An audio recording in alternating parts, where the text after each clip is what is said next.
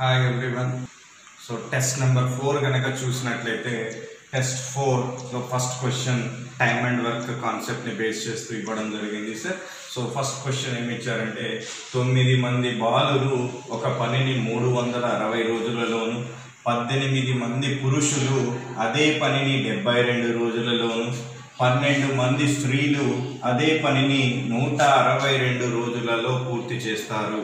అయితే 4 పురుషులు, 12 మంది స్త్రీలు మరియు 10 మంది బాలురు కలిసి అదే పనిని ఎన్ని రోజులలో పూర్తి చేస్తారు అనేటువంటిది క్వశ్చన్. మరి క్వశ్చన్ యొక్క answer very simple sir. So ఇలా బాయ్స్, ఆ తర్వాత పురుషులు, స్త్రీలు ఇలా ఫలానా ఇన్ని డేస్లో ఇవ్వడం జరిగింది. మరి ఇక్కడ మనం ఉపయోగించే ఫార్ములా M1D1 = M2D2 = M3D3. వాటి మధ్య ఒక రిలేషన్షిప్ని క్యాలిక్యులేట్ చేయాలి. M1 అంటే 9 బాయ్స్ ఇంటూ D1 అంటే డేస్ 360 ఇచ్చారు. That is equal to M2D2 అంటే 18 మెన్ పురుషులు ఇన్ 72 డేస్ అనేటువంటిది ఇచ్చారు. That is equal to M3D3. M3 అంటే 12 విమెన్ ఎన్ని డేస్ అనేటువంటిది ఇచ్చారు, 162 డేస్ అనేటువంటిది ఇచ్చారు M3D3. మరి ఏమన్నా క్యాన్సిలేషన్ అయ్యే పాసిబిలిటీ ఉంటే కట్ చేసే ఛాన్స్ అనేమైనా ఉన్నదేమో చెక్ చేద్దాం. 12 1 12, 12 6 72, 12 3 36 విత్ 0 సార్. ఆ తర్వాత 9వ ఎక్కాన్ని కనుక క్యాన్సిలేట్ చేస్తే 9 1 9 2 18, 9 1 9 7 72, 9 8 72 ఉంటుంది. ఇంకేమైనా క్యాన్సిలేషన్ అయ్యే పాసిబిలిటీ ఉందా అంటే ఎస్, మళ్ళీ 5వ ఎక్కంలో క్యాన్సిలేషన్ ఛాన్స్ ఉంటుంది. సో 6వ ఎక్కంలో చూస్తే 6 5 30, 6 1 6, 6 3 18. ఇక పోవడానికి పాసిబిలిటీ లేదు. సో ఆన్సర్ ఈజ్, సో ఈ రిలేషన్ మీదనే డిపెండ్ అయి ఉంటుంది సార్. 5B అంటే therefore 5 boys is equal to 2M అంటే ఇద్దరు పురుషులు చేసే పని అన్నట్టు 2M is equal to 3W కాబట్టి 3W అనేటువంటిది తీసుకుందాం. అంటే 5 బాలురు చేసే పని 2 పురుషులు చేసే పనికి సమానము మరియు 3 స్త్రీలు చేసే పనికి సమానము అన్నాడు. వారి ఎఫిషియన్సీ అనేటువంటిది ఇవ్వడం జరిగింది. రైట్. అయితే మరి ఇది క్యాలిక్యులేట్ చేస్తేనే మన క్వశ్చన్ యొక్క ఆన్సర్ వస్తుంది. మరి మనం క్వశ్చన్ని ఎలా సాల్వ్ చేద్దామంటే క్వశ్చన్ ఏమి ఇచ్చాడు సార్, 4 men 12 women 10 బాయ్స్ అందరూ కలిసి ఆ పనిని ఎన్ని రోజుల్లో చేస్తారనేటువంటిది క్వశ్చన్ ఇవ్వడం జరిగింది. అయితే ఇన్ని వేరియబుల్స్ ఉండకుండా అన్నిటినీ ఒక మెన్లో కానీ, అన్నిటినీ బాయ్స్లో కానీ, లేదా అన్నిటినీ విమెన్లో కానీ మార్చుకునే పాసిబిలిటీ ఏమైనా ఉందా అనేటువంటిది చెక్ చేసుకోవాలి. సరే, మెన్లోకి మార్చుకునే ప్రయత్నం చేద్దాం. మన క్వశ్చన్ ఏమి ఇచ్చారు అనేటువంటిది చూద్దాం. 4 men అనేటువంటిది ఇచ్చారు. 4 men ప్లస్ 12 విమెన్ ఇచ్చారు. 12 విమెన్ అంటే ఎస్, ఎలా చేయొచ్చు? 12 విమెన్ అంటే చూడండి సార్, ఇక్కడ 3 విమెన్ ఉంది. 3 విమెన్ని నేను ఇంటూ 4 చేస్తే 3 4s 12 అయినప్పుడు మెన్లో కూడా ఇంటూ 4 అనేటువంటిది చేయడం జరుగుతుంది. అంటే ఇక్కడ ఇంటూ 4 చేస్తే 12 విమెన్, ఇక్కడ ఇంటూ 4 చేస్తే 8 men అవుతుంది. సో ఆబ్వియస్లీ ఇది ఈ 12 విమెన్ బదులు నేను ఎవరిని రాసుకోవచ్చు అంటే 8 men అని రాసుకోవచ్చు. అదేవిధంగా ప్లస్ 10 బాయ్స్ అనేటువంటిది ఇచ్చారు. ఈ 10 బాయ్స్ అనేటువంటి రిలేషన్ని కూడా ఇందులో నుంచే మనం ఐడెంటిఫై చేయొచ్చు. ఎస్, 10 బాయ్స్ రిలేషన్ ఎలా తీసుకోవచ్చు? 5 బాయ్స్ అంటే మనకి తెలుసు 10 బాయ్స్ రావాలి అంటే డబుల్, అంటే 5 2s 10 అవుతుంది, 2 2s 4 అవుతుంది.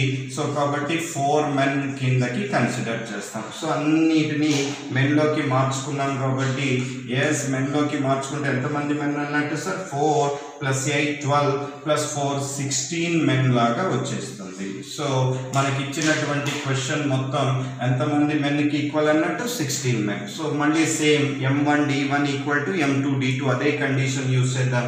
అయితే అందరినీ నేను మెన్లోకి మార్చుకున్నాను కాబట్టి మెన్ కండిషన్ని యూజ్ చేస్తా. మెన్ కండిషన్ ఏమి ఇచ్చారు? 18 men 72 days ఇచ్చారు కాబట్టి therefore 18 men 72 డేస్ అనేటువంటిది వాళ్ళు ఇచ్చారు. అయితే 16 మెన్ ఎన్ని డేస్ అనేటువంటిది క్వశ్చన్ మార్క్. సో క్యాన్సిలేషన్ చేస్తే వచ్చేటువంటిది మన answer sir. So let it be cancel. So ఏ టేబుల్లో క్యాన్సిలేషన్ చేద్దాం. 8 టేబుల్లో 8 2s are 16, 8 టేబుల్లో 8 9s are 72, 2 టేబుల్లో 2 1s are 2, 2 టేబుల్లో 2 9s are 18. So therefore 9 into 9 81. So days అన్నట్టు సార్ ఎన్ని రోజుల్లో పూర్తి చేస్తారు అంటే 81 రోజులలో పూర్తి చేస్తారు అనేటువంటిది క్వశ్చన్ యొక్క ఆన్సర్.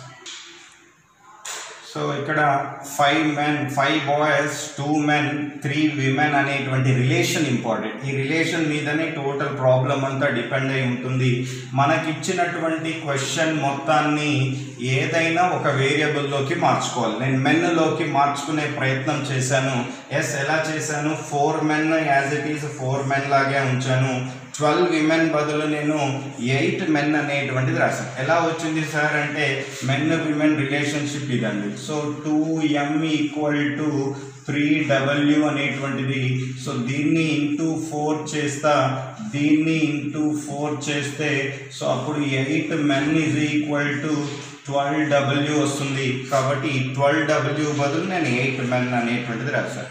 అలానే బాయ్ రిలేషన్ కూడా 5 boys అంటే 2 menకి ఈక్వల్. సెకండ్ కండిషన్ ఇది. 5 boys = 2 men అనేటువంటిది ఇవ్వడం జరిగింది.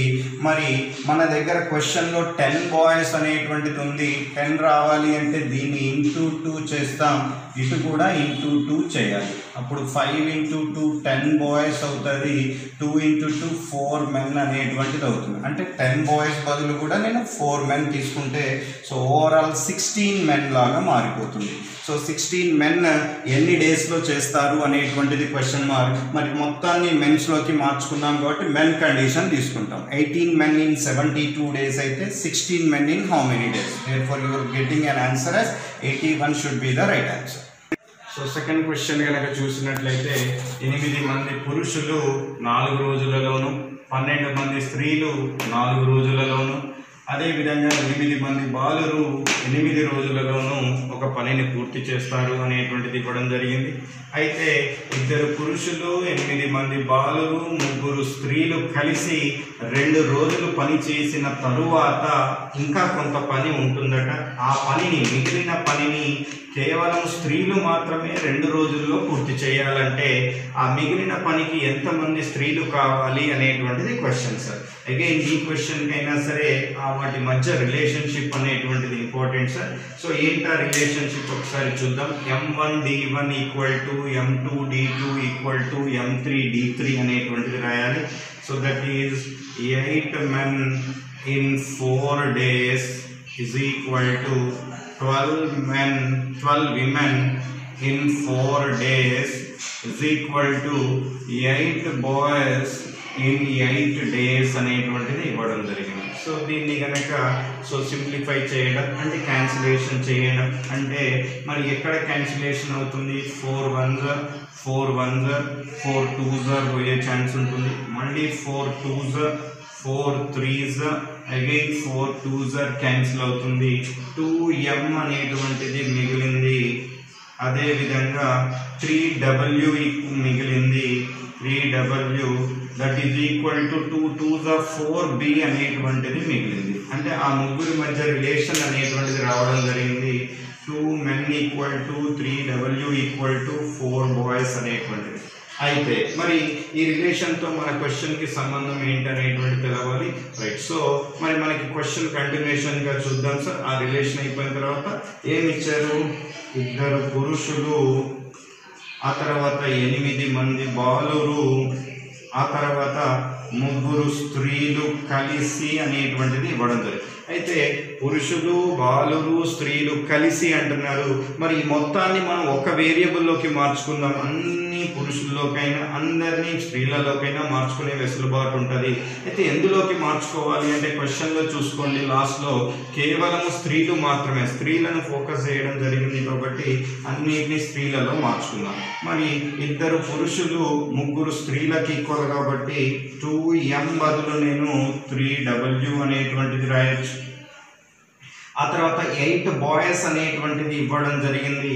4 బాయ్స్ 3 విమెన్కి ఈక్వల్ అయితే 8 బాయ్స్ అంటున్నాడు కాబట్టి 4కి డబుల్ 8 అవుతాయి, 3కి డబుల్ 6 అవుతుంది కాబట్టి 6w అనేటువంటిది అవుతుంది. ఆ తర్వాత 3 విమెన్ యాజ్ ఇట్ ఈస్గా 3 విమెన్ అనేటువంటిదే రాసేస్తాను. అంటే సో దీని యొక్క వాల్యూ కనుక మీరు చూసినట్లయితే 3 + 6 9 + 3 12w అనేటువంటిది. అంటే క్వశ్చన్ అడిగిన వాల్యూ దేనికి సమానం అవుతుంది? 12w. 12w ఆల్రెడీ మనకి స్టార్టింగ్లోనే ఇచ్చాడు సార్, ఇది ఇంపార్టెంట్. ఈ 12w గురించి తీసుకోవడం very very important. Yes, answer ఇది ఓవర్. ఈ రిలేషన్ మొత్తం మీదనే మన ఆన్సర్ అనేటువంటిది డిఫైన్ అయింది. మరి ఇక్కడ వీళ్ళు సో ఈ 2m 8b 3w కలిసి ఎన్ని రోజులు చేశారట? 2 రోజులు చేశారట. వీళ్ళందరూ కలిసి 2 రోజులు చేశారు. వీళ్ళందరూ కలిసి 2 రోజులు చేశారన్నా 12w 2 రోజులు చేశారన్నా ఒకటే కదా సార్. సో కాబట్టి 2 ఒకటే. అంటే 12 విమెన్ 2 డేస్ చేశారట. జనరల్గా 12 విమెన్ ఒక పనిని ఎన్ని రోజుల్లో చేయగలుగుతారు? 4 రోజుల్లో చేయగలుగుతారు. వాళ్ళు మరి 2 రోజుల్లోనే చేశారు, 2 రోజులు చేశారట. అంటే ఇంకెన్ని రోజుల పని ఉంది? ఇంకా 2 రోజుల పని ఉంది. అయితే ఆ మిగిలిన పనిని కేవలం స్త్రీలు మాత్రమే చేయాలి. మరి కేవలం స్త్రీలలోకే కదా నేను మార్చుకుంది. సో 12 విమెన్ 4 డేస్లో చేయగలుగుతారు. మరి దాన్ని 12 విమెన్ 2 డేస్లో చేసిన తర్వాత ఇంకా 2 డేస్లో కావాలంటే ఎంతమంది విమెన్ కావాలి? ఇంకా 12 విమెన్ అనేటువంటిది రిక్వైర్డ్. ఇది ఇంపార్టెంట్ సార్. 12 విమెన్ 4 డేస్ అక్కడ ఆల్రెడీ ఇవ్వడం జరిగింది. అయితే వాళ్ళు ఎన్ని డేస్ చేశారట? 2 డేస్ చేశారనేటువంటిది చెప్పారు. 2 డేస్ చేశారు. మరి మిగిలిన పని ఇంకా 2 డేస్లో కావాలి అనేటువంటిది చెప్తున్నారు. ఇంకో 2 డేస్ అంటే 2 + 2 4 డేస్ అవుతేనే కదా మొత్తం పని కంప్లీట్ అయిపోయేది. సో కాబట్టి ఇక్కడ నుంచే దేర్ఫోర్ ఆన్సర్ ఈజ్ మళ్ళీ నాకు ఎంతమంది స్త్రీలు కావాలను అంటే ఓన్లీ స్త్రీలు. 12 women should be the right answer. Right. So third question కనుక చూసినట్లయితే ఏ మరియు బి ఇద్దరూ కలిసి ఒక పనిని 20 రోజుల్లోనూ, అదేవిధంగా బి మరియు సి ఇద్దరూ కలిసి 30 రోజుల్లోనూ, సి మరియు ఏలు ఇద్దరు కలిసి అదే పనిని 40 రోజుల్లోనూ పూర్తి చేస్తారట. అయితే ఏ ఒక్కడు ఆ పనిని ఎన్ని రోజుల్లో పూర్తి చేసే కాలానికి, సి ఒక్కడు ఆ పనిని ఎన్ని రోజుల్లో పూర్తి చేస్తాడో కాలానికి మధ్య గల నిష్పత్తి ఎంత అనేటువంటిది అడుగుతున్నాడు సార్. ఏ ఇండివిజువల్ డేస్ ఎంత టైం పడుతుంది, సి ఇండివిజువల్గా ఎంత టైం తీసుకుంటుంది, ఆ రెండింటి మధ్య నిష్పత్తిని అడుగుతున్నారు. మరి ఈ క్వశ్చన్ని చేయాలి అంటే ఎస్ ఎల్సిఎం కాన్సెప్ట్తో ఎస్ ఆన్సర్ ఈజీగా చేసే పాసిబిలిటీ ఉంటుంది సార్. It's very simple. జనరల్గా చూడండి, ఏ ప్లస్ బి ఎన్ని డేస్ అనేటువంటిది ఇవ్వడం జరిగింది? 20 డేస్ అనేటువంటిది ఇచ్చారు. అదేవిధంగా బి ప్లస్ సి ఎన్ని డేస్ అనేటువంటిది ఇవ్వడం జరిగింది? 30 డేస్ అనేటువంటిది ఇవ్వడం. సి ప్లస్ ఏ ఎన్ని డేస్ ఇవ్వడం జరిగింది సార్? 40 డేస్ అనేటువంటిది ఇవ్వడం జరిగింది. మరి ఈ మూడింటి యొక్క కాసాగు అనేటువంటిది మైండ్లో ఉంచేసుకోండి. ఈ 20, 30, 40కి ఎల్సిఎం కనుక చూస్తే 120 యూనిట్స్ అనేటువంటిదిగా తీసుకోండి. అంటే టోటల్ వర్క్ ఎంత ఉంది అంటే 120 యూనిట్స్గా వర్క్ని ఊహించుకున్నాం. రైట్. ఇప్పుడు చూడండి, ఏ ప్లస్ బి 20 రోజుల్లో చేస్తున్నారు అంటే వీళ్ళు రోజుకి ఎన్ని చేస్తారు అన్నట్టు సార్? ఏ ప్లస్ బి రోజుకి 20 160లో 6 సార్లు పోతుంది కాబట్టి వీళ్ళిద్దరు కలిసి రోజుకి 6 యూనిట్లు. మరి 30 120లో ఎన్నిసార్లు పోతుంది సార్? 4 సార్లు పోతుంది కాబట్టి వీళ్ళిద్దరు కలిసి రోజుకి 4 యూనిట్లు. 40 120లో ఎన్నిసార్లు పోతుంది సార్? 3 సార్లు పోతుంది కాబట్టి రోజుకి 3 యూనిట్లు చేస్తారన్నమాట. ఏ అండ్ బి ఇద్దరు కలిస్తే రోజుకి 6 అవుతాయి. బి అండ్ సి ఇద్దరు కలిస్తే రోజుకి 4 అవుతాయి. సి అండ్ ఏ ఇద్దరు కలిస్తే రోజుకి 3 అవుతాయి. రైట్. అయితే మరి ఏ ఒక్కడు ఆ పనిని ఎన్ని రోజుల్లో పూర్తి చేస్తాడు? అదేవిధంగా సి ఒక్కడు ఆ పనిని ఎన్ని రోజుల్లో పూర్తి చేస్తాడు అనేటువంటి దాని మధ్య నిష్పత్తి అంటున్నారు. Very simple things. మరి ఏ ఒక్కడు ఆ డైరెక్ట్ టెక్నిక్ అనేటువంటిది తెలవాలి. ఏ ఒక్కడు అంటే టోటల్ ఎంత వర్క్ ఉంది, 120 యూనిట్స్ ఆఫ్ వర్క్ ఉంది. ఇప్పుడు దీన్ని ఎవరు చేయాలి, ఏ ఒక్కడు చేయాలి. మరి ఏ ఒక్కడు అంటే ఏ లేని దగ్గర మైనస్ సింబల్ పెట్టండి. ఏ లేని దగ్గర మైనస్ సింబల్ అంటే ఇందులో ఏ ఉంది, ఇందులో ఏ ఉంది. ఇదిగో సెకండ్ దాంట్లో ఏ లేదు కాబట్టి సెకండ్ది మైనస్ అవుతుంది. ఫస్ట్ది థర్డ్ది ప్లస్ గానే ఉంటుంది. 6 3 ప్లస్ గానే ఉంటాయి. సెకండ్ది మైనస్ అవుతుంది కాబట్టి -4 అయిపోయింది సార్. ఇది ఏ ఇండివిజువల్గా ఒక ఏ అనే వ్యక్తి ఒక్కడు ఆ పనిని పూర్తి చేయాలంటే ఎన్ని డేస్ టైం పడుతుంది అంటే ఇది ఆన్సర్. అదేవిధంగా వర్సెస్ సి ఒక్కడు అంటున్నాడు కాబట్టి 120/s answer is over sir. ఇప్పుడు సి ఒక్కడు అంటే సి లేని దగ్గర మైనస్ సింబల్ పెట్టండి. ఇందులో సి ఉంది, ఇందులో సి ఉంది, ఎక్కడ లేదు, ఫస్ట్ దాంట్లో సి లేదు కాబట్టి ఫస్ట్ దానికి మైనస్ తీసుకుంటా. -6 ఈ రెండు పాజిటివ్ అవుతాయి. +4 +3 so answer is over sir. 120/6 - 4 2 + 3 అంటే 5 is 120/3 + 4 7 7 - 6 అంటే 1. సో క్యాన్సిలేషన్ చేద్దాం చూడండి సార్. 121 క్రాస్ మల్టిప్లికేషన్ కాబట్టి ఈ 1 ఇటు వస్తుంది అండ్ ఈ 5 ఇటు వస్తుంది. therefore your answer should be taken as 1:5. So fourth question కనుక చూసినట్లయితే PQR అనే 3 నింపే కుళాయిలు, సో 3 ఫిల్ చేసే ట్యాప్స్ అన్నట్టు సార్. ఎస్ అనేటువంటిది ఖాళీ చేయి కుళాయి అనేటువంటిది ఇవ్వడం జరిగింది. మరి R అను కుళాయి Pకు రెట్టింపు వేగముతోను మరియు Qకు 3 రెట్ల వేగంతో పనిచేస్తుంది. R అనేటువంటి కుళాయి Pకు రెట్టింపు వేగముతో Qకు 3 రెట్ల వేగముతో పనిచేస్తుంది. ఎస్ అనే కుళాయి 10 నిమిషాలలో, ఎస్ అంటే ఖాళీ చేయడంలో, ఎస్ అనే కుళాయి 10 నిమిషాలలో ఖాళీ చేస్తే మరియు R అనే కుళాయి నింపడానికి తీసుకొని కాలము 2/5 2/5 వంతు ఉంటుందట. ఎస్ అను కుళాయి ఖాళీ చేయు కాలానికి 2/5 ఉంటుంది. అయినా P మరియు Q కలిసి ఎంత కాలములో ఆ ట్యాంక్ను నింపగలవు. ఆ ట్యాంక్ కావచ్చు, బకెట్ కావచ్చు, what ever it may be, right. So మరి క్వశ్చన్ చేయగలగాలి అంటే ఫస్ట్ మనకి PQRS అనేటువంటి 4 కుళాయిలు ఉన్నాయి. PQRS మరి 3 నింపే కుళాయిలు కాబట్టి ఈ 3 పాజిటివ్ వర్క్ని ఇండికేట్ చేస్తాయి సార్. ఈ 3 కూడా పాజిటివ్ వర్క్. అండ్ ఎస్ అనేటువంటిది ఖాళీ చేయి కుళాయి కాబట్టి నెగిటివ్ వర్క్ని. ఎస్ టైమింగ్ ఆల్రెడీ వాడే ఇచ్చేసాడు, 10 నిమిషాల టైం పడుతుంది అనేటువంటిది ఇవ్వడం జరిగింది ఎస్ అను కుళాయి. ఆ తర్వాత R అను కుళాయి నింపడానికి పట్టు కాలము ఎస్ కాలానికి 2/5 వంతు అంటున్నాడు. మరి R = 2/5 of s కాబట్టి 2/5 of s రాయాలి. రఫ్లో చేద్దాం సార్. R = 2/5 of s అంటే 10 కాబట్టి 5 1s 5 2s 2 × 2 అంటే 4 minutes టైం పడుతుంది. అంటే Rకి ఎంత టైం వస్తుంది సార్, 4 minutes. ఇది తెలిసింది ఇక్కడ వరకు. అయినా మనకి ఈ రెండింటితో సంబంధం లేదు, PQ కావాలి. మరి ఆ PQ అనేటువంటిది ఎలా వస్తుంది ఇప్పుడు తెలవాలి, రైట్. మరి R టైమింగ్ తెలిసింది కాబట్టి R అను కుళాయి Pకి రెట్టింపు వేగంతో పనిచేస్తుంది. అంటే P కంటే ఫాస్ట్గా పనిచేస్తుంది. R అనే కుళాయి అట Pకి డబుల్ రెట్టింపు వేగంతో పనిచేస్తుంది. అంటే ఎప్పుడైతే పని ఫాస్ట్గా చేయడం జరుగుతుందో టైం తక్కువ పడుతుంది. మరి Rకి తక్కువ ఉండదు అంటే Pకి ఎక్కువ ఉండాలి. మరి ఆ Pకి రెట్టింపు వేగంతో, P కంటే ఫాస్ట్గా చేస్తుంది కాబట్టి R టైమింగ్ తక్కువ ఉంటే P టైమింగ్ ఎక్కువ ఉండాలి. మరి రెట్టింపు అన్నాడు కాబట్టి దీనికి డబుల్ చేస్తే S 8 minutes అనేటువంటిది అవుతుంది. అదేవిధంగా అదే R అను కుళాయి Qకి 3 రెట్ల వేగంతో, ఇదే R అనే కుళాయి Qకి 3 రెట్ల వేగంతో, Qకి ట్రిపుల్ ఫాస్ట్గా చేయడం జరుగుతుంది. ట్రిపుల్ వేగంతో పనిచేసినప్పుడు టైం తగ్గాలి. మరి Rకి 4 minutes అంటే Qకి ఎక్స్ట్రా టైం ఉండాలి. మరి Qకి ఎక్స్ట్రా టైం అంటే ఏమని తీసుకుంటాం, 4. ఇక్కడ 3 రెట్ల వేగంతో అన్నాడు కాబట్టి ఇందాక రెట్టింపు అంటే 4 2s 8 రాశారు. ఇప్పుడు 3 రెట్ల వేగం అంటే 4 3s 12 minutes అనేటువంటిది రాయాలి. ఇప్పుడు చెక్ చేసుకోండి సార్.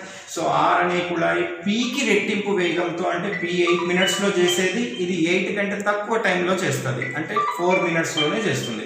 అదేవిధంగా Qకి 3 రెట్ల వేగంతో అంటే ఏమవుతుంది 4 మినిట్స్. సో 12లో 1/3 అన్నట్టు 4 మినిట్స్లో చేస్తుంది. ఇప్పుడు ఇంతకీ మన క్వశ్చన్ ఏంటంటే P మరియు Q కలిసి ఎంత కాలంలో నింపుతుంది. మనకు కావాల్సింది ఈ రెండే కాబట్టి 8కి 24కి కాసాము, 8కి 12కి కాసాగు 24 యూనిట్స్గా మనం ఊహించుకుంటే మొత్తం వర్క్.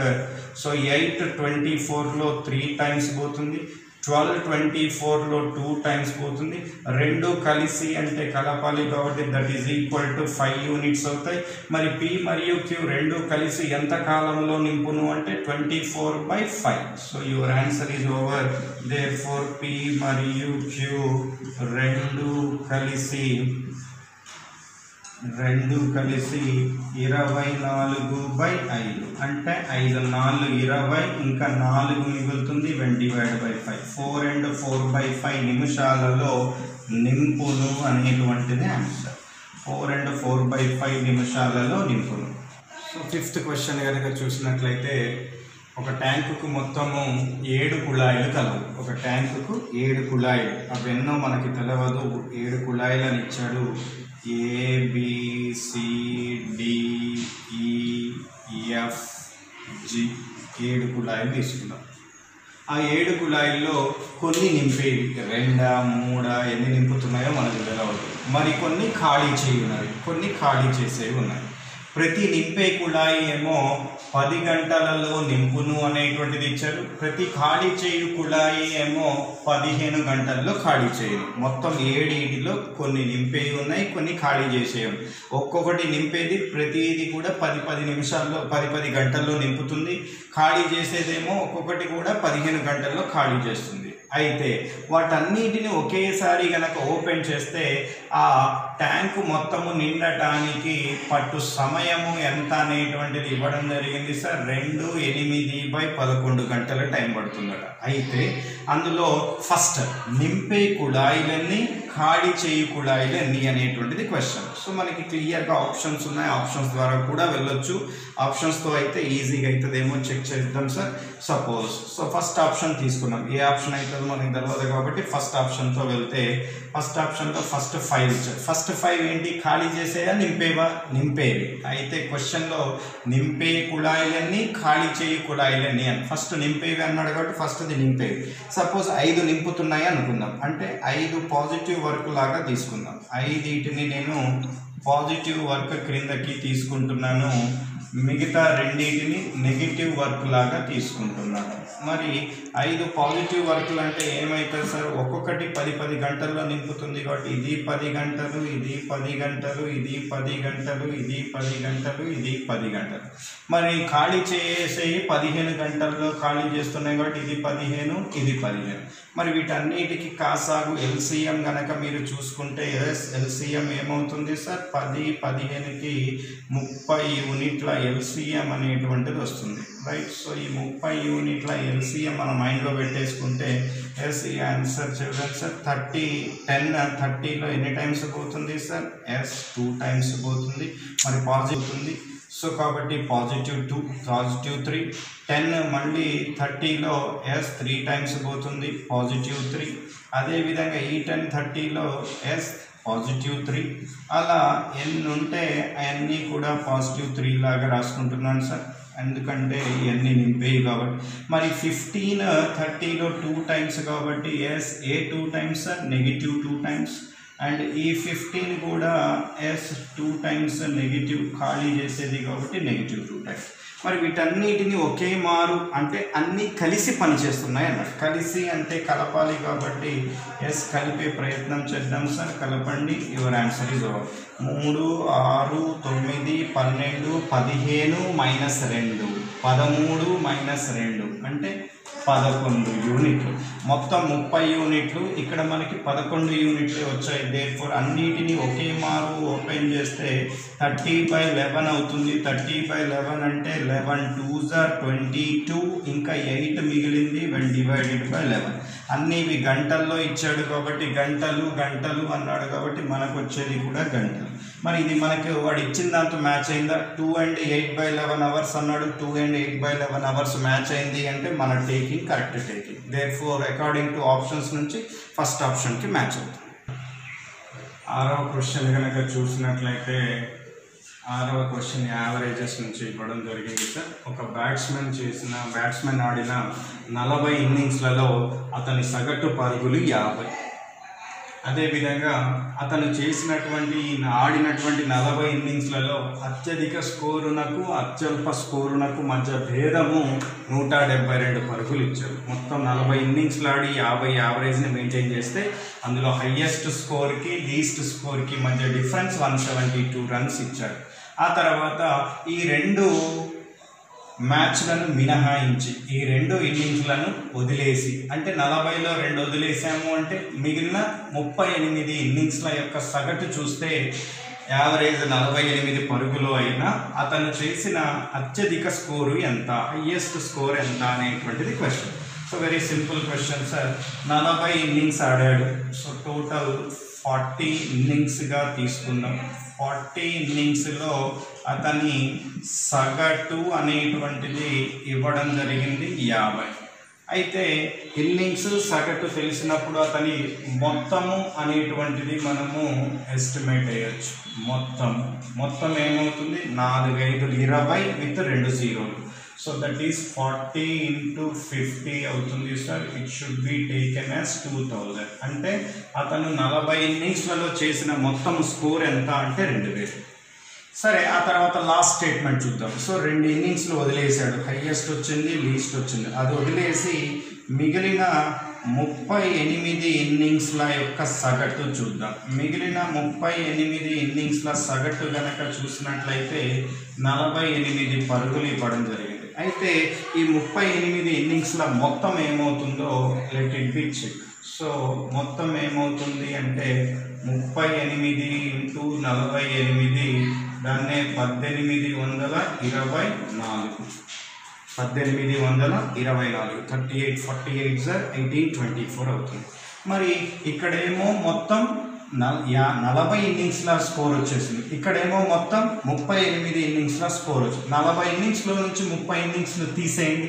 40 ఇన్నింగ్స్లో 30 ఇన్నింగ్స్ని నేను తీసేసాను అనుకోండి, మైనస్ చేసేస్తే నాకు ఇంకా 2 ఇన్నింగ్స్ల స్కోర్ వస్తుంది.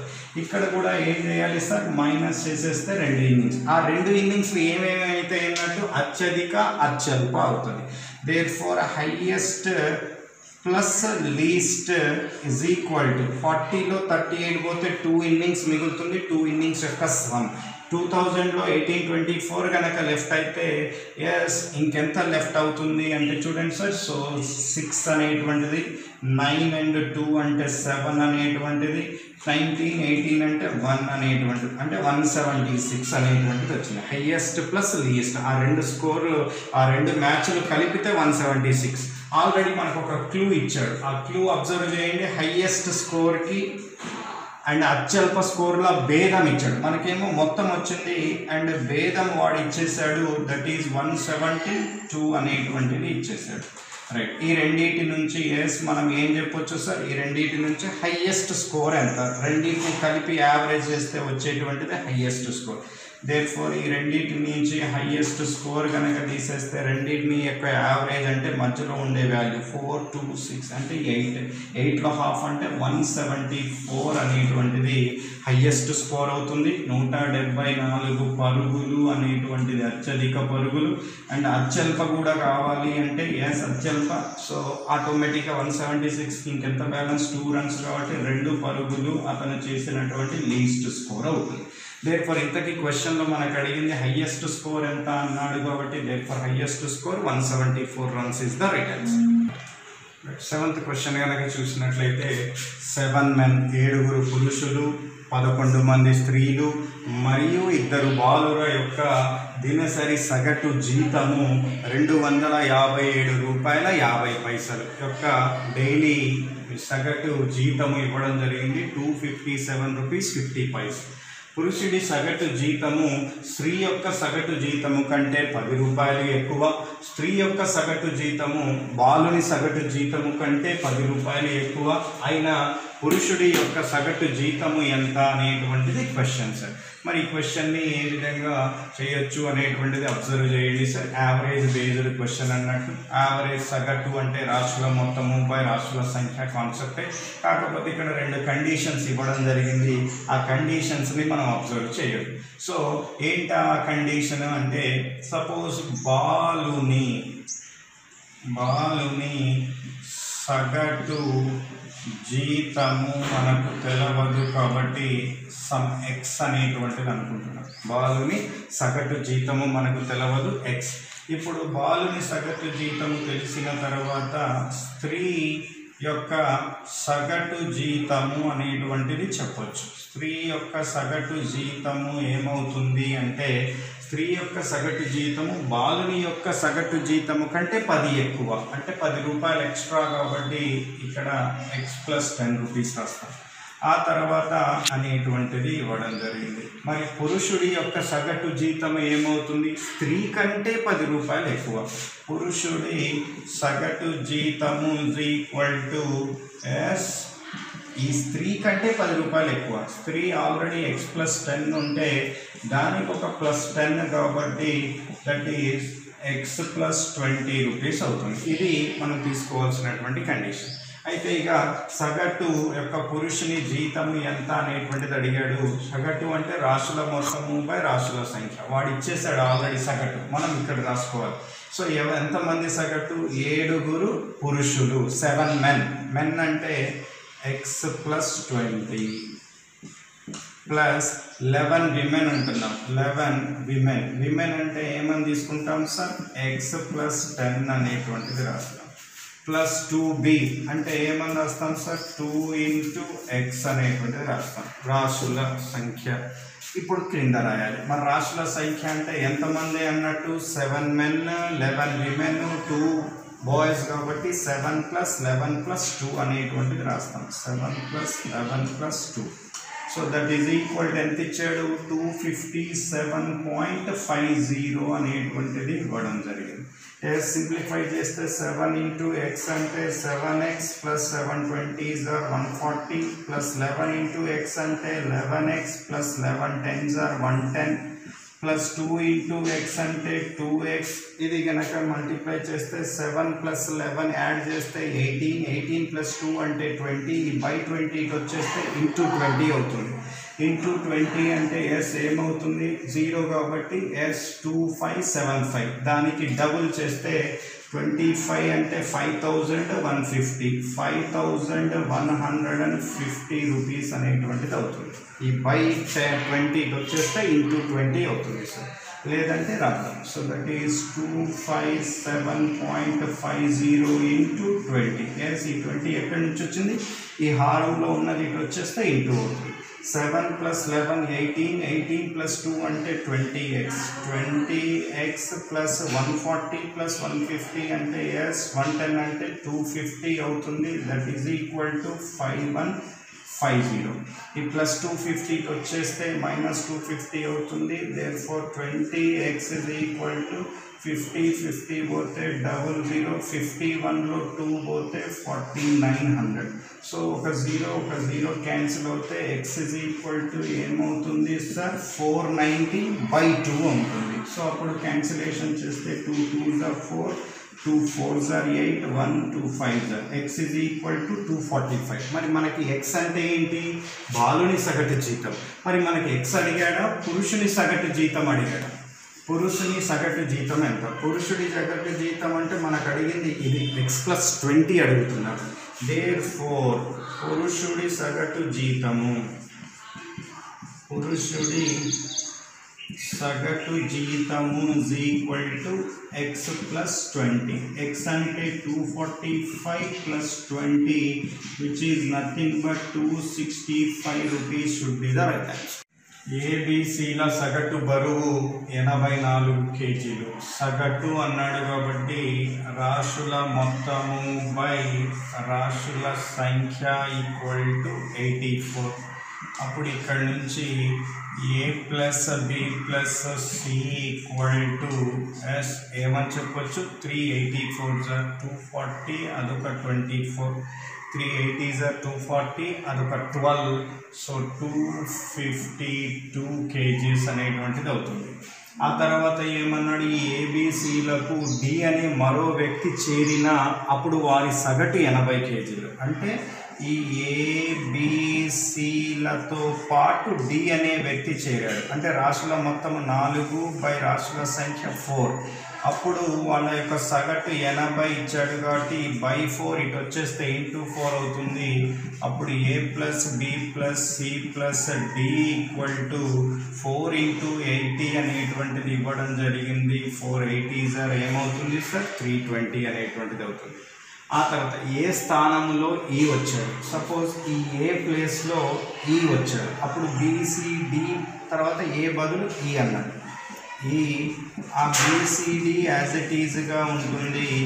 దాని స్థానంలో ఏ ప్లేస్లో ఈ రావడం జరిగినప్పుడు అప్పుడు వాళ్ళు ఆ సగటు ఇచ్చారు 79 kgలు. It should be 79. అంటే so that is b plus C plus d plus e is equal to ఎంత ఇచ్చారంటే 7 ఇంటూ 4 ఇంటూ 79. 4 ఇంటూ 79 అంటే 316 అనేటువంటిది ఇచ్చారు. రైట్, ఇక క్వశ్చన్ యొక్క ఆన్సర్ అనేటువంటిది లింక్ చేద్దాం. చూడండి, ఇక్కడ ఏబిసి ఇక్కడ ఏబిసిడి ఈ రెండిట్లో నుంచి నేను తీసేస్తే ఏబిసిడిలో నుంచి ఏబిసి పోతే డి మిగులుతుంది. కాబట్టి therefore D is equal to 320లో 52 కనుక పోతే అదొక 48 20 68 kgs అనేటువంటిది వచ్చింది. డి వాల్యూ ఎంత 68 kgs. ఆ తర్వాత ఇక్కడ ఒక స్టేట్మెంట్ ఇచ్చారు లాస్ట్లో, ఈ అనే వ్యక్తి బరువు డి కంటే 3 kgలు అధికం. మరి డి కంటే 3 kgలు అధికం ఎవరు? ఈ. కాబట్టి దేర్ఫోర్ ఇక్కడ నుంచి మనం వెంటనే ఈ యొక్క బరువు కూడా చెప్పొచ్చు. ఈ is equal to 68 plus 3. 68 plus 3 అంటే 71 kgs అవుతుంది. ఈ యొక్క వ్యక్తి బరువు కూడా ఎంత 71 kgs. మరి ఈ మనకి 71 kgs తెలుసు కాబట్టి ఇక్కడ 71 అనేటువంటిది నేను సబ్స్టిట్యూట్ చేస్తే b plus C plus d plus e అంటే 71 దట్ ఈజ్ ఈక్వల్ టు 316. తీసేస్తే b plus C plus D equal to 1 ఇటు డిడక్ట్ చేస్తే 71 6 మైనస్ 1 అంటే 5 అవుతుంది. సో 31లో 7 పోతే 24 అవుతుంది. 245. బిసిడి వాల్యూ 245 అవుతుంది. మరి మనకి ఇదిగోండి ఈ ఏబిసిడిలో నుంచి ఈ బిసిడి అనేటువంటిది తీసేస్తే మిగిలేదే ఏ. కాబట్టి సో దేర్ఫోర్ ఏ యొక్క బరువు క్వశ్చన్లో అడిగారు. Therefore answer is over sir. Therefore A యొక్క బరువు ఎంత అంటే ఇందులో ఏబిసిడి వాల్యూ నాకు 320 తెలుసు, 4. అందులోంచి బిసిడి యొక్క వాల్యూ నేను తీసేస్తున్నాను 245. తీసేస్తే ఎస్ ఎంత మిగులుతుంది? 10లో 5 పోతే 5 అనేటువంటిది ఉంటుంది. 31లో 24 పోతే 7 ఉంటుంది. Therefore your answer should be 75 kgs is the right answer. So question number 9 నుండి 12 వరకు డేటా ఇంటర్ప్రిటేషన్ని బేస్ చేస్తూ ఇవ్వడం జరిగింది సార్. సో ఇక్కడ ఇచ్చినటువంటి ఒక టేబుల్ చూడండి. ఈ టేబుల్లో ఏ నుంచి ఎఫ్ వరకు గల 6 కంపెనీలు, ఏబిసిడిఈఎఫ్ 6 కంపెనీలు వివిధ సంవత్సరాలలో 2002 నుంచి 2007 వరకు గల సంవత్సరాలలో ఉత్పత్తి చేసిన బ్యాగులు ఎన్ని బ్యాగ్స్ని ప్రొడ్యూస్ చేశాయి, ఎన్ని బ్యాగ్స్ని తయారు చేశాయి, మ్యానుఫ్యాక్చర్ చేశాయి అనేటువంటి కాన్సెప్ట్ని బేస్ చేస్తూ ఇవ్వడం జరిగింది.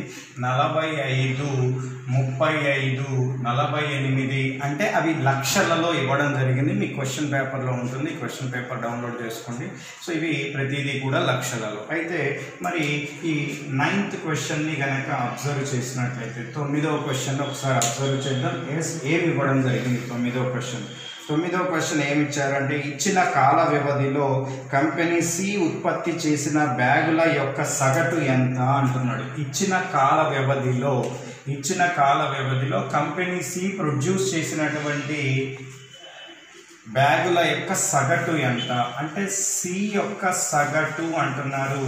మరి సగటు అంటే మనందరికీ తెలుసు రాశుల మొత్తము బై రాశుల సంఖ్య సి కాబట్టి సి వాల్యూస్ రాద్దాం. 48 plus 52 plus 50 plus 45 plus 55 plus 47 దత్తకాల వ్యవధిలో అంటే స్టార్టింగ్ పీరియడ్ నుంచి ఎండింగ్ పీరియడ్ వరకు ఎన్ని ఇయర్స్ వచ్చాయి సార్ 6 ఇయర్స్ వచ్చాయి కాబట్టి ఈజ్ డివైడెడ్ బై 6 అనేటువంటిది రాస్తాం. మరి వీటన్నిటిని యాడ్ చేస్తే ఈ రెండు కలిపితే 100, ఈ రెండు కలిపితే 100 200, ఈ రెండు కలిపితే 97 297/6 6 ఎక్కంలో 6 4 24 5 ఉంటుంది 57 6 9 54 3 ఉంటుంది పాయింట్ పెడితే 30 6 5 30 49.5. మరి ఇవన్నీ నేను ఎందులో ఉన్నాయని చెప్పాను లక్షల్లో కాబట్టి ఇది కూడా 49.5 లక్షలు 49,50,000 అనేటువంటిది చెప్పొచ్చు లేదా 49.5 lakhs ఉంటే అదే మన ఆన్సర్ అవుతుంది. నెక్స్ట్ 10th క్వశ్చన్ కనుక చూసినట్లయితే 10వ question yes what is given sir. 10వ క్వశ్చన్ ఏమి ఇచ్చారంటే 2004వ సంవత్సరంలో ఈ యొక్క ఉత్పత్తి 2004లో ఈ అనే కంపెనీ ఉత్పత్తి 2004లో ఈ యొక్క ఉత్పత్తి 56 అనేది అదే సంవత్సరంలో అన్ని కంపెనీల యొక్క మొత్తం ఉత్పత్తిలో సుమారుగా ఎంత శాతం అదే సంవత్సరంలో ఉన్నటువంటి మొత్తము అనేటువంటిది అడుగుతున్నాడు. దేర్ఫోర్ సుమారుగా ఎంత శాతము అంటున్నాడు అంటే 56 రైట్. సో ఏం రాయాలి సార్ ఆ 2004లో ఉన్నటువంటి అన్నిటినీ క్లబ్ చేయాలి. So that is 48 plus 36 plus 50 plus 43 plus 56 plus 48 అనేటువంటిది రాస్తాం. ఎంత శాతము అంటున్నాడు కాబట్టి ఇంటూ 100. ఎస్ సింప్లిఫై చేస్తే ఎస్ వాడు అడిగింది 2004 ఈ అనేది ఆ సంవత్సరంలో వచ్చిన దాన్ని క్రింద రాయాలి కాబట్టి మొత్తాన్ని క్రింద రాస్తాం అన్నాడు. సో ఇప్పుడు దీన్ని కనుక సింప్లిఫై చేస్తే 56 మొత్తం వాల్యూ కనుక యాడ్ చేస్తే 281 అనేటువంటిది వస్తుంది సార్ ఇంటూ 100 అనేటువంటిది రాస్తాం. మరి ఎగ్జాక్ట్గా తెగదు అనేటువంటి టెన్షన్ ఉంటుంది కాబట్టి సో దీన్ని రౌండ్ అప్గా రాసుకుందాం సార్. సిమిలర్ టు 56/281 కాస్త నేను 280 తీసుకుంటున్నాను అప్రాక్సిమేట్గా సుమారుగా నియర్ వాల్యూ అన్నట్టు. సిమిలర్ టు అప్పుడు 0 cancel 28 1s are 28 2s are పోతుంది sir. So that is nothing but 2 into 10 అంటే ఎస్ ఎంత percentage sir 20% should be the right answer. అంటే 2004వ సంవత్సరంలో ఈ కంపెనీ యొక్క ఉత్పత్తి ఆ సంవత్సరం యొక్క మొత్తం ఉత్పత్తిలో ఎంత శాతాన్ని సూచిస్తుంది అంటే 20%ని సూచిస్తుంది. నెక్స్ట్ క్వశ్చన్ కనుక చూసినట్లయితే కంపెనీ ఏ యొక్క మొత్తం ఉత్పత్తి అనేది కంపెనీ ఎఫ్ యొక్క మొత్తం ఉత్పత్తిలో ఎంత శాతం. ఏ యొక్క మొత్తం ఉత్పత్తి అనేది ఎఫ్ యొక్క మొత్తం ఉత్పత్తిలో ఎంత శాతము సుమారుగా. అంటే ఏ యొక్క ఉత్పత్తి అంటే ఏ ప్రొడ్యూస్ చేసిన అన్నిటినీ కలపండి. ఏ అంటే ఎంత 45 plus 40 plus 48 plus 49 plus 46 plus 52 ఇది ఏ యొక్క వాల్యూ. దీన్ని కలిపితే ఎంత వస్తుంది అంటే 280 వస్తుంది సార్.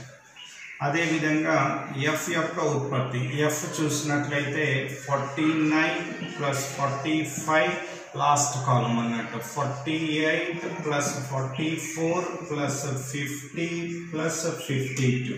మరి దీన్ని కనుక కలిపితే ఎంత వస్తుందంటే 288 అనేటువంటిది వస్తుంది. దేర్ఫోర్ ఏ ఉత్పత్తి ఎఫ్ ఉత్పత్తిలో ఉన్నది కింద రాయాలి కాబట్టి సో దట్ ఈస్ 280/288 ఇంటూ 100 అనేటువంటిది రాస్తాం. ఎస్ ఎక్కడ క్యాన్సిలేషన్ అయ్యే ఛాన్స్ ఉంటుంది 4 టేబుల్లో కనుక చూస్తే 4 7s are 28 విత్ 0 4 7 ఇది 4 7s are 28 4 2s. ఆ తర్వాత ఇది చూస్తే 235s are పోతుంది 236s are పోతుంది అంటే 35/36 ఇంటూ 100.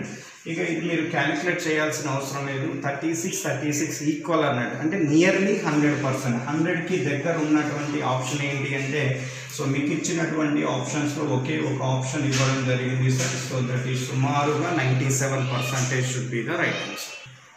లాస్ట్ 12th క్వశ్చన్ కనుక చూస్తే 2007వ సంవత్సరం యొక్క మొత్తం ఉత్పత్తినకు 2006వ సంవత్సరం యొక్క మొత్తం ఉత్పత్తినకు మధ్య గల నిష్పత్తి ఎంత అంటున్నాడు.